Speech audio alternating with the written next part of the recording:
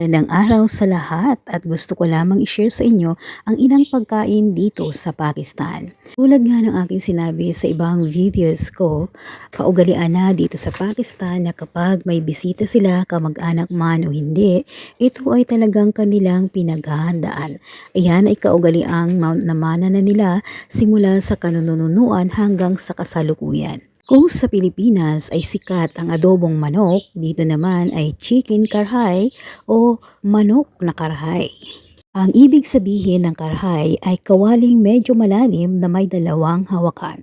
At kaya siguro tinawag nila itong chicken karhay dahil karamihan o originally ay niluluto nila ito sa kawaling may dalawang hawakan. At ito naman ang leche flan. Ito ay hango sa salitang Espanyol. Leche means milk.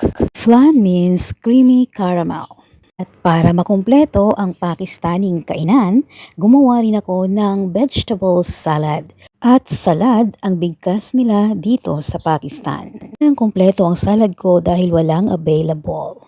Dito naman ang gajar ka halwa ng Pakistan. Ito ay minatamis na carrots. Ito naman ay ginawa ni Hipag. Ito ang ilan sa mga pagkain dito sa Pakistan maliban sa leche flan.